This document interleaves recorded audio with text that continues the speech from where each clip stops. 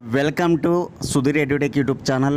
నేను మీ సుధీర్ సార్ని. 2024 ఆగస్టు 8 ఇవాల్టి current affairs. First question, MPX నావికా విన్యాసాలు 2024లో భారత్తో కలిసి పాల్గొన్న దేశం ఏది? చూడండి, నావికా విన్యాసాలు, ఎంపీఎక్స్ నావికా విన్యాసాలు. ఎంపీఎక్స్ అనగా maritime partnership exercise, maritime partnership exercise నావికా విన్యాసాలు. వీటిలో పాల్గొనే దేశాలు ఇండియా ఒకటి, జర్మనీ ఒకటి. భారత్ మరియు జర్మనీ రెండు దేశాలు కలిసి ఈ ఏడాది జర్మనీలో ఈ నావికా విన్యాసాలు నిర్వహించాయన్నమాట. మన భారత్ నుంచి పాల్గొన్నటువంటి ఐఎన్ఎస్ ఏదంటే ఐఎన్ఎస్ తబర్.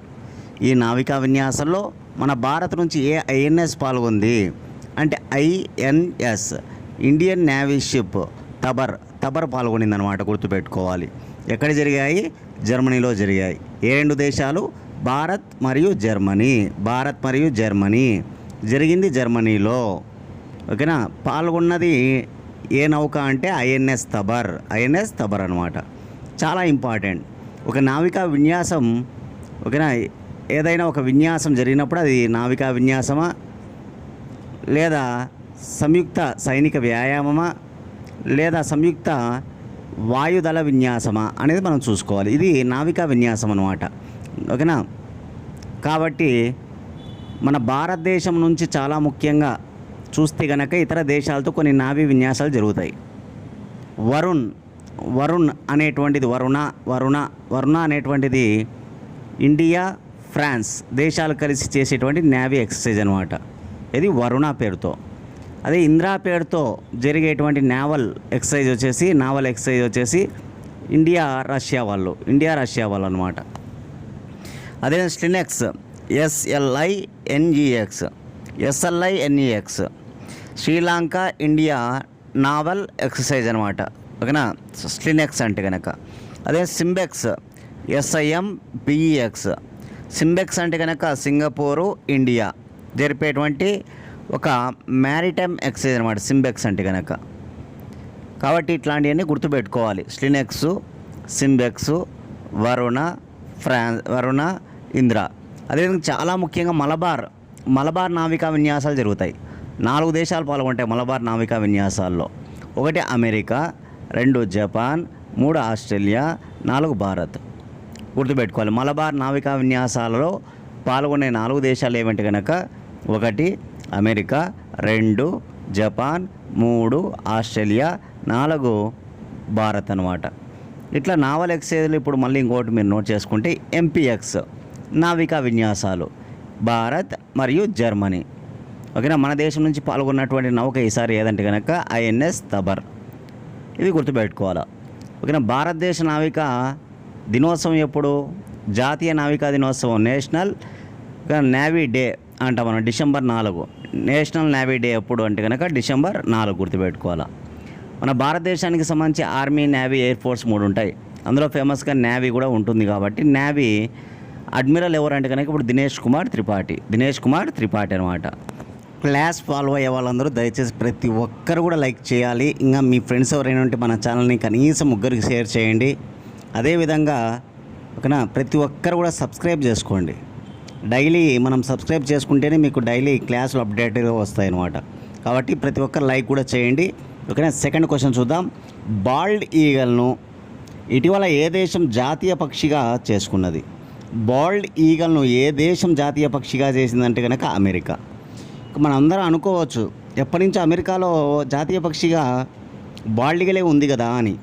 కానీ యాక్చువల్గా బాల్డ్ ఈగల్ అనేటువంటిది అధికారికంగా గుర్తించలేదు, ప్రభుత్వం అధికారికంగా గుర్తించలేదన్నమాట. కాబట్టి ఇప్పుడు అధికారికంగా అమెరికాలో జాతీయ పక్షిగా బాల్డ్ ఈగల్ను గుర్తించడం జరిగింది. కాబట్టి చాలా ఇంపార్టెంట్ అనమాట ఇది. ఓకేనా? పోలీస్ ఎగ్జామ్స్ రాసే వాళ్ళకైనా, డిఎస్ ఎగ్జామ్స్ రాసే వాళ్ళకైనా ఇట్లాంటి వెరీ ఇంపార్టెంట్. ఓకేనా? కాబట్టి బాల్డ్ ఈగల్ అమెరికా జాతీయ పక్షిగా ఇటీవల ఏ పక్షిని అధికారికంగా గుర్తించారు అంటే కనుక బాల్డ్ ఈగల్ను గుర్తుపెట్టుకోవాలి. చాలా ఇంపార్టెంట్. అమెరికాలో ఎన్నికలు కూడా జరగబోతున్నాయి కదా. అమెరికా అనగానే చాలా ఫేమస్గా డెమోక్రటిక్ పార్టీ ఒకటి, రిపబ్లికన్ పార్టీ ఒకటి అనమాట. డెమోక్రటిక్ పార్టీ నుంచి ఎవరు ఎన్నికల బరిలో ఉన్నారంటే మన భారత సంతతికి చెందినటువంటి కమలా హారిస్ అమెరికా ఉపాధ్యక్షురాలిగా కమలా హారిస్ పనిచేసింది కదా, ఈమె ఇప్పుడు జో బిడెన్ తప్పుకోవడం వల్ల ఆ స్థానంలో డెమోక్రటిక్ పార్టీ తరపున ఎవరు పోటీలో ఉన్నారంటే కనుక కమలా హారిస్ గుర్తుపెట్టుకోవాలి. అదేవిధంగా రిపబ్లికన్ పార్టీ తరపున ఎవరు పోటీ చేస్తున్నారంటే డొనాల్డ్ ట్రంప్ అనమాట, గుర్తుపెట్టుకోవాలి. డొనాల్డ్ ట్రంప్ అమెరికా మాజీ అధ్యక్షుడు అనమాట. డొనాల్డ్ ట్రంప్ ఆయన రిపబ్లికన్ పార్టీ తరపున బరిలో ఉన్నాడనమాట. కాబట్టి అమెరికాలో జరుగుతున్న ఎలక్షన్స్ చాలా ఇంపార్టెంట్ అనమాట. అవి కూడా అడిగే ఛాన్స్ ఉంటుంది, కాబట్టి గుర్తుపెట్టుకోవాలి అందరూ కూడా. థర్డ్ క్వశ్చన్, ఫార్చ్యూన్ 500 కంపెనీల జాబితా 2024లో టాప్లో నిలిచిన కంపెనీ అది. ఫార్చ్యూన్ 500 కంపెనీల జాబితా 2024లో టాప్లో నిలిచిన కంపెనీ వాల్మార్ట్ అనేది మనందరి మనం వాల్మార్ట్లో షాపింగ్ చేస్తూ ఉంటాం. కాబట్టి అమెరికాకు చెందిన వాల్మార్ట్ టాప్లో ఉంది. సెకండ్ అమెరికాకు చెందిన అమెజాన్ టాప్లో ఉంది. థర్డ్ చైనాకు చెందిన గ్రిడ్ అనే కంపెనీ థర్డ్ ప్లేస్లో ఉందన్నమాట. చాలా చాలా ఇంపార్టెంట్, గుర్తుపెట్టుకోవాలి. First Walmart, second Amazon, third grid. Walmart America, Amazon అంటే అమెజాన్ వ్యవస్థాపకుడు జెఫ్ బెజోస్, మనందరికీ తెలుసు.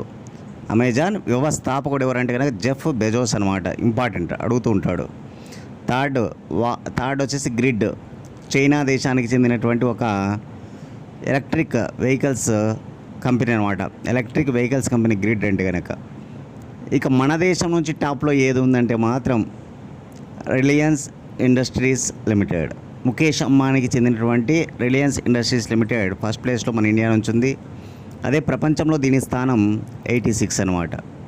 రిలయన్స్ ఇండస్ట్రీస్ లిమిటెడ్ యొక్క స్థానం ప్రపంచవ్యాప్తంగా అయితే 86, భారత్ నుంచి అయితే టాప్ అనమాట.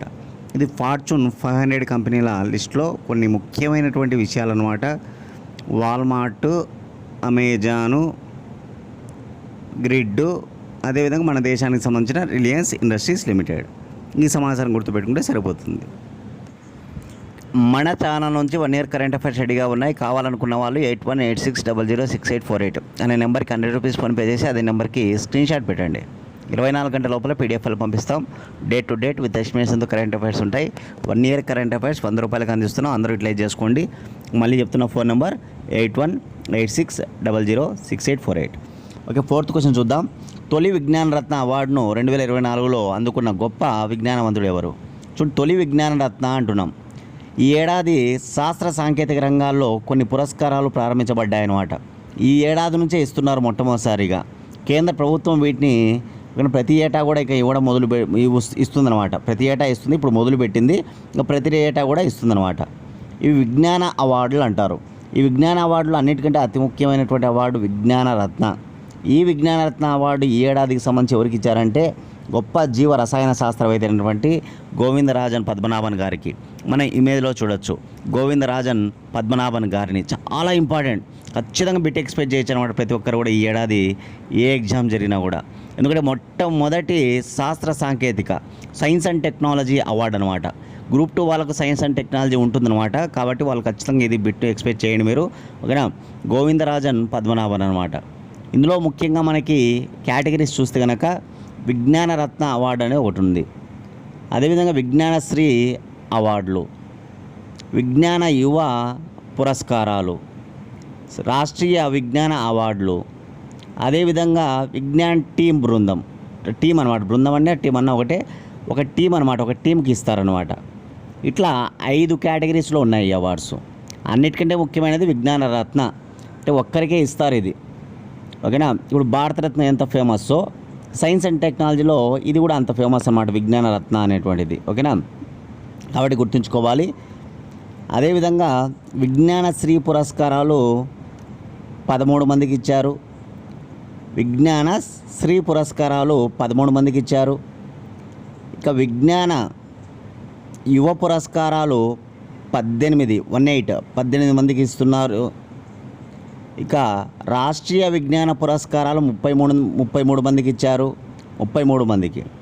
అదేవిధంగా విజ్ఞాన్ టీం వచ్చేసి చంద్రయాన్-3 బృందానికి ఇచ్చారు. చంద్రయాన్-3 మనందరికీ తెలిసిపోయిన ఏడాది ఆగస్టు 23వ తారీఖున చంద్రుని యొక్క దక్షిణ ధ్రువం పైన మనకి ఈ చంద్రయాన్-3 మిషన్ సక్సెస్ అయిందని మనందరికీ తెలుసు అనమాట. ఆ సందర్భంగానే ప్రతి ఏటా కూడా అంతరిక్షయాన దినోత్సవాన్ని చేసుకోవాలని నరేంద్ర మోడీ పిలుపు ఇవ్వడం జరిగింది.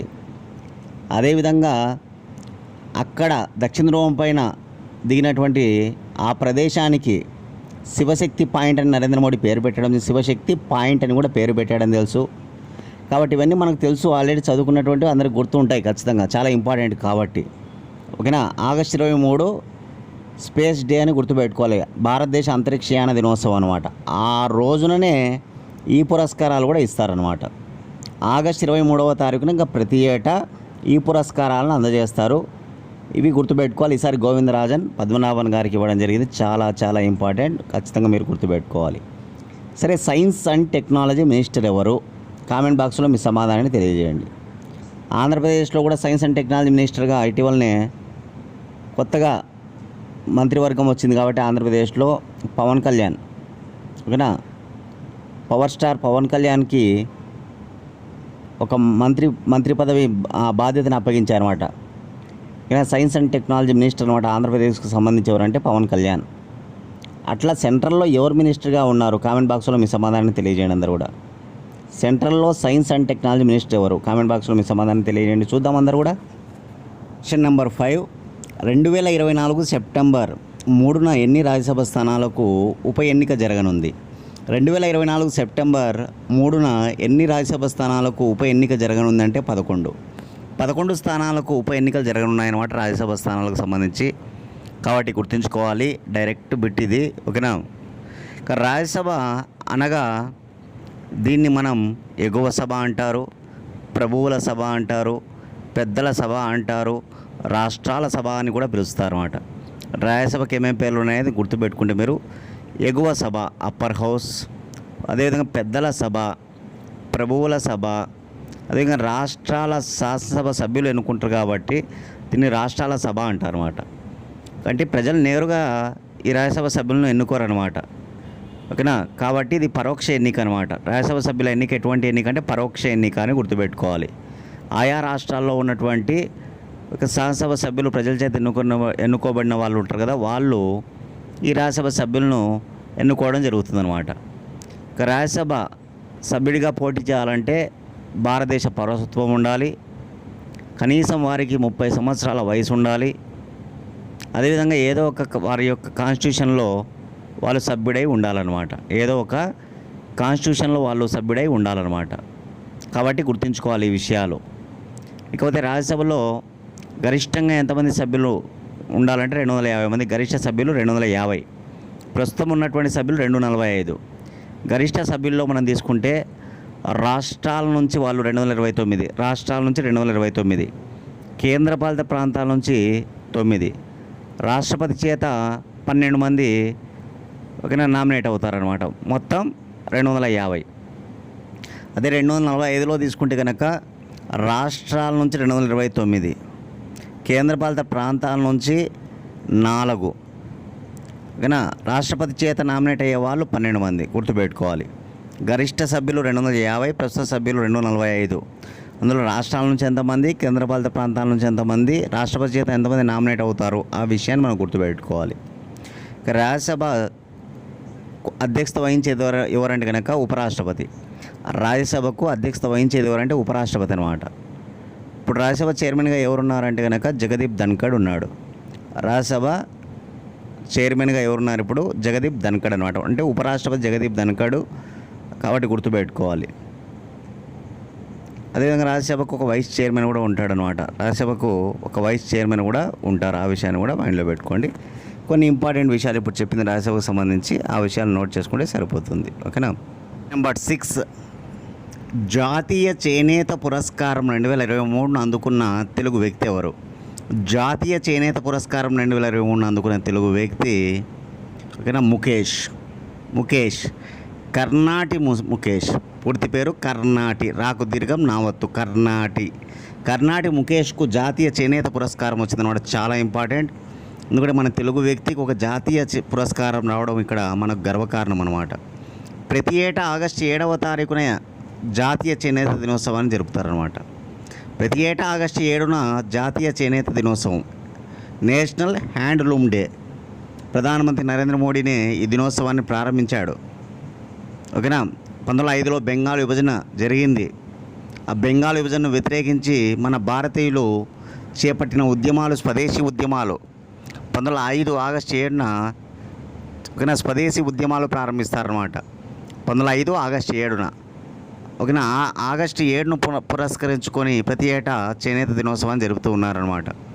కాబట్టి దానిలో భాగంగా కేంద్ర ప్రభుత్వం కేంద్ర జౌళి శాఖ మంత్రి గిరిరాజ్ సింగ్ గారు ఢిల్లీలో వికాసిత్ భారత్ పేరుతో ఒక చేనేత ఎగ్జిబిషన్ను ప్రారంభించాడు. ఓకేనా, మనం చెప్పుకున్నాం ఆ విషయాన్ని. అదేవిధంగా ఆంధ్రప్రదేశ్లో ఓకేనా బాపట్లలోని చీరాలలో ఒక చేనేత ఎగ్జిబిషన్ను ప్రారంభించిన ఆంధ్రప్రదేశ్ గవర్నమెంట్ పేరుతో. ఆంధ్రప్రదేశ్ గవర్నమెంటు బాపట్లలోని చీరాలలో ఒక ఎగ్జిబిషన్ నిర్వహించిందనమాట. ఈ క్రమంలో కేంద్ర ప్రభుత్వం చేనేత అవార్డులు ఇవ్వడం జరుగుతుందన్నమాట. కాబట్టి ఇప్పుడు జాతీయ చేనేత పురస్కారాన్ని ఎవరు పొందారంటే కనుక ఈ కర్ణాటి ముఖేష్ అనమాట. ఇతను తెలంగాణకు చెందినటువంటి వ్యక్తి అనమాట. ఓకేనా. చౌటప్పల మండలం కొయ్యలగూడెంకు చెందినటువంటి ఈ కర్ణాటి ముఖేష్కు 2 లక్షల నగదు కూడా ఇవ్వడం జరిగిందనమాట ఈ పురస్కారంలో భాగంగా. ఇతను మగ్గంపై ఒక 2 ఏళ్ళు శ్రమించి డబుల్ ఇక్కత్ టెక్నాలజీతో చాలా 7 మీటర్ల పొడవైనటువంటి వస్త్రాన్ని తయారు చేశాడనమాట.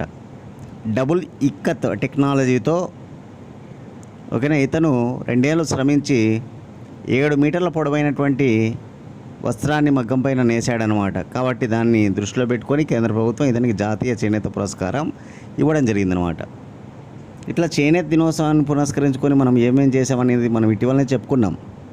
ఢిల్లీలో ప్రారంభించబడిన ఎగ్జిబిషన్, ఆంధ్రప్రదేశ్లో ప్రారంభించబడిన ఎగ్జిబిషన్, చేనేత దినోత్సవం ఎందుకు జరుపుతారు, ఇవన్నీ కూడా మనం చెప్పుకుంటూ వచ్చాం. అదేవిధంగా తెలంగాణ రాష్ట్ర ప్రభుత్వం కూడా ప్రతి ఏటా ఓకేనా ఈ చేనేత దినోత్సవాన్ని పురస్కరించుకొని అవార్డులు ఇవ్వడం మొదలుపెట్టింది. కొండా లక్ష్మణ్ బాపూజీ అవార్డులు అన్నమాట. అలా ఈ ఏడాది 32 మందికి నేతన్నలకి అవార్డు ఇవ్వడం జరిగిందనమాట. కొండా లక్ష్మణ్ బాపూజీ పేరు మీదుగా అవార్డులు ఇస్తారు. ఈ చేనేత దినోత్సవం సందర్భంగా 32 మందికి అందజేశారు తెలంగాణ రాష్ట్రంలో అయితే కనుక. కాబట్టి ఇవన్నీ కూడా ఒక చోట నోట్ చేసుకొని చదువుకోండి, చాలా బాగుంటుంది. ఆంధ్రప్రదేశ్ ఎగ్జామ్స్కి ఎవరు ప్రిపేర్ అవుతున్నా, తెలంగాణ ఎగ్జామ్స్కి ఎవరు ప్రిపేర్ అవుతున్నా వారందరికీ తెలిపేది ఏంటంటే కనుక 2 రాష్ట్రాల నుంచి కూడా ఇయర్ క్యాలెండర్స్ అనేటువంటివి మనకు వస్తున్నాయి. 2 రాష్ట్రాలు కూడా మొట్టమొదటిసారిగా ఇయర్ క్యాలెండర్ని తీసుకొస్తున్నారు అన్నమాట జాబులకు సంబంధించి. కాబట్టి ప్రతి సంవత్సరం కూడా ఇంక ఇయర్ క్యాలెండర్స్ ఉంటాయి. అంటే ఏ శాఖలో ఎన్ని పోస్టులు ఉన్నాయి చాలా చక్కగా ఆ వివరాలన్నీ కూడా మనకు తెలుపుతూ ఒక్కొక్క ఎగ్జామ్ ఒక్కొక్కసారి కండక్ట్ చేసి సంవత్సరం లోపల మొత్తం అన్నీ కూడా ఎగ్జామ్స్ కంప్లీట్ అయ్యే విధంగా ఒక చక్కటి ప్రణాళికతో ఈ జాబ్ క్యాలెండర్ అనేటువంటిది వస్తుందన్నమాట. ఆల్రెడీ తెలంగాణలో రిలీజ్ అయిపోయింది. ఎప్పుడెప్పుడు ఏవి ఉన్నాయనేది మీ అందరికీ తెలుసు.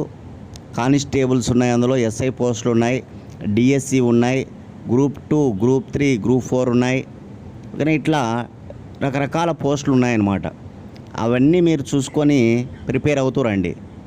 కానీ దేనికైనా కూడా నేను చెప్పేదంటే జనరల్ స్టడీస్ అనేది చాలా కామన్గా ఉంటుందన్నమాట.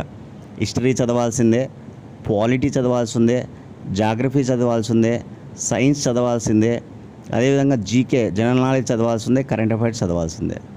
ఇట్లా వీటికి సంబంధించి ఎగ్జామ్స్ రాయడానికి మనం ఈ ఆగస్టు 15 నుంచి ఎగ్జామ్స్ కండక్ట్ చేస్తున్నాం. అంటే మండే నుంచి స్టార్ట్ అవుతాయి అన్నమాట ఎగ్జామ్స్ చాలా చక్కగా.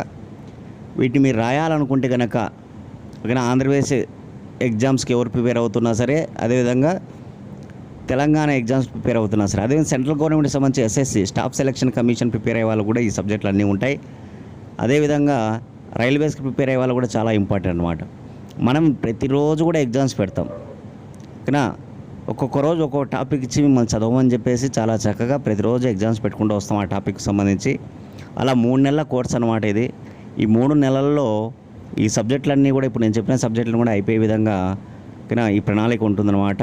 కాబట్టి అందరూ యూటిలైజ్ చేసుకోండి ఓకేనా. మీకు దీనికి సంబంధించి ఎగ్జామ్ సంబంధించిన వివరాల కోసం 8186006848 అనే నెంబర్కి కాల్ చేసి ఎగ్జామ్ వివరాలు కనుక్కొని డైలీ ఎగ్జామ్స్ రాసుకోవచ్చు. మినిమం అమౌంట్ ఉంటుందన్నమాట కొద్దిగా, కాబట్టి అది కట్టుకొని మీరు ఎగ్జామ్స్ రాసుకుంటే సరిపోతుంది. నెక్స్ట్ క్వశ్చన్ చూద్దాం. భారతదేశం యొక్క మొదటి జిఐ ట్యాగ్ చేయబడిన అత్తి పండ్ల రసాన్ని ఏ దేశానికి ఎగుమతి చేశారు? చాలా important. GI tag, geographical indication tag చేయబడినటువంటి ఒక జ్యూస్ అనమాట. అత్తి పండ్ల జ్యూస్, ఫిగ్ జ్యూస్ అనమాట, ఫిగ్ జ్యూస్. దీనిని పోలాండ్ దేశానికి ఎగుమతి చేయడం జరిగింది. పోలాండ్ దేశానికి పురందర్ హైలాండ్స్ ఫార్మర్స్ కంపెనీ యొక్క ఈ అత్తి పండ్ల రసాన్ని పోలాండ్ దేశానికి ఎగుమతి చేయడం జరిగిందనమాట. ఇలా పోలాండ్ దేశానికి జిఐ ట్యాగ్ చేయబడిన మొట్టమొదటి కంపెనీగా ఇది రికార్డులోకి ఎక్కిందనమాట. కాబట్టి చాలా ఇంపార్టెంట్, రికార్డ్ బ్రేక్ చేసినటువంటి విషయాలు కూడా మనం తెలుసుకోవాలి. ఫస్ట్ అనేటువంటి విషయం పైన మనకి ఎగ్జామ్స్లో అడుగుతారు. కాబట్టి ఈరోజు జిఐ ట్యాగ్ చేయబడినటువంటి అత్తి పండ్ల జ్యూస్ అనేటువంటిది ఏ దేశానికి ఎగుమతి చేయబడిందంటే పోలాండ్. ఏ దేశం? పోలాండ్. 8th question. ప్రపంచంలో 7 ఖండాలు కాదని 6 మాత్రమే అని ఏ పరిశోధకులు తెలిపారు? చూడండి, ప్రపంచంలో 7 ఖండాలు కాదని 6 మాత్రమే అని ఏ పరిశోధకులు తెలిపారంటే కనుక డెర్బీ యూనివర్సిటీకి చెందినటువంటి ఓకేనా సైంటిస్టులు తెలపడం జరిగిందనమాట. డెర్బీ యూనివర్సిటీ ఎక్కడ ఉందంటే ఇంగ్లాండ్లో ఉంటుంది. ఇంగ్లాండ్లో ఉన్నటువంటి ఒక నగరం డెర్బీ. అక్కడ ఉన్నటువంటి యూనివర్సిటీ కాబట్టి దాన్ని డెర్బీ యూనివర్సిటీ అంటారు. ఇది ఒక గవర్నమెంట్ యూనివర్సిటీ అనమాట. వీళ్ళు ఏమని చెప్తున్నారంటే కనుక ప్రపంచంలో 7 ఖండాలు లేవు, ఉన్నది 6 అని చెప్తూ ఉన్నారనమాట. ఏదైతే ఉత్తర అమెరికా ఖండం ఉందో, ఏదైతే యూరప్ ఖండం ఉందో, ఇవి వేరు వేరు కాదట. యూరప్ ఖండము ఉత్తర అమెరికా ఖండం కలిసి ఒకే ఖండం అని చెప్తూ ఉన్నారనమాట వీళ్ళు. కాబట్టి వీళ్ళు వెల్లడించిన వివరాలు ఏ యూనివర్సిటీ అనేది గుర్తుపెట్టుకోవాలి మీరు. డెర్బీ యూనివర్సిటీ పరిశోధకులు ఏ దేశం అంటే ఇంగ్లాండు. ఓకేనా, వీళ్ళు తెలిపిన అంశం ఏంటంటే ఖండాలు 7 కాదు 6 మాత్రమే అని చెప్పడం జరిగిందనమాట. ఇది గుర్తుంచుకోవాలి, చాలా చాలా ఇంపార్టెంట్. ఓకే, నా నుంచి మీకు క్వశ్చన్ ఏంటంటే కనుక స్టేట్ బ్యాంక్ ఆఫ్ ఇండియాకు ప్రజెంట్ కొత్తగా చైర్మన్ రాబోతూ ఉన్నారనమాట. ఆయన తెలుగువాడని కూడా నేను చెప్పా. ఆయన ఎవరు? కామెంట్ బాక్స్లో మీ సమాధానం తెలియజేయండి. ఇదివరకు కూడా క్వశ్చన్ అడిగా, నేను చాలామంది ఆన్సర్ చేయలే. ఎందుకంటే చాలా ఇంపార్టెంట్, ఖచ్చితంగా మనం బిట్ ఎక్స్పెక్ట్ చేయొచ్చు అనమాట. ఎందుకంటే భారతదేశంలో ప్రైవేట్ సెక్టార్ బ్యాంకుల్లో అతిపెద్దది ఇప్పుడు హెచ్డిఎఫ్సి అనమాట. అదే గవర్నమెంట్ సెక్టార్ బ్యాంకుల్లో అతిపెద్దది SBI. State Bank of India 1955లో ఏర్పడింది. ప్రధాన కార్యాలయం ముంబైలో ఉంది. తొలి చైర్మన్ జాన్ మతాయ్. ప్రస్తుతం దినేష్ కుమార్ కరా ఉంటే ఆయన స్థానంలో ఎవరు వస్తున్నారు? అది నేను మిమ్మల్ని అడిగే క్వశ్చన్. ఓకేనా, చూద్దాం ఎంతమంది సమాధానం చేస్తారో. 9th question. గుజరాత్లోని గిర్ ఫారెస్ట్పై కాల్ ఆఫ్ గిర్ అనే బుక్ను ఎవరు రచించారు? చూడండి, గుజరాత్లోని గిర్ ఫారెస్ట్ పైన రాయబడిన పుస్తకం అన్నమాట ఇది, కాల్ ఆఫ్ గిర్. ఈ పుస్తకాన్ని రచించి విడుదల చేసింది ఎవరంటే కనుక ఆయనే పరిమాల్ ధీరజ్ లాల్ నత్వానీ. పరిమాల్ ధీరజ్ లాల్ నత్వానీ, మన ఇమెయిల్లో చూడొచ్చు పరిమాల్ ధీరజ్ లాల్ నత్వానీని.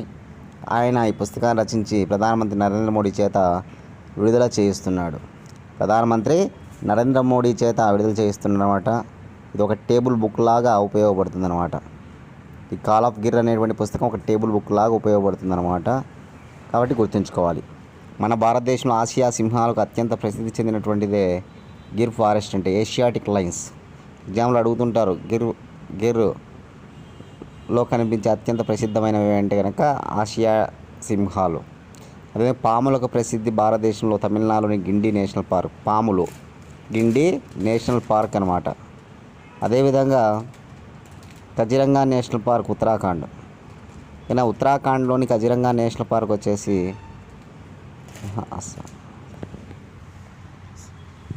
అదేవిధంగా అస్సాంలోని కజిరంగా నేషనల్ పార్క్ అనగానే ఖడ్గ మృగాలు. పశ్చిమ బెంగాల్లోని సుందర్బన్ నేషనల్ పార్క్ అనగానే చాలా ముఖ్యంగా పెద్ద పెద్ద పుళ్ళు అన్నమాట. అవే రాయల్ బెంగాల్ టైగర్స్. చాలా ప్రసిద్ధి రాయల్ బెంగాల్ టైగర్స్కు సుందర్బన్ అనేటువంటిది. గిండి నేషనల్ పార్క్ అంటే పాములు. గిర్ ఫారెస్ట్ అంటే కనుక ఆసియా సింహాలు. ఇట్లా మనకి కొన్ని ప్రత్యేకమైనవి ఉంటాయన్నమాట. కాబట్టి అవి అడుగుతూ ఉంటారు, అవి కూడా నోట్ చేసుకోవాలి.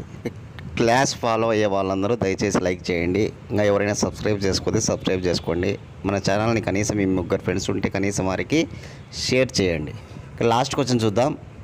మహాలక్ష్మి గ్యాస్ సిలిండర్ లబ్ధిదారులలో టాప్లో నిలిచిన జిల్లా ఏది?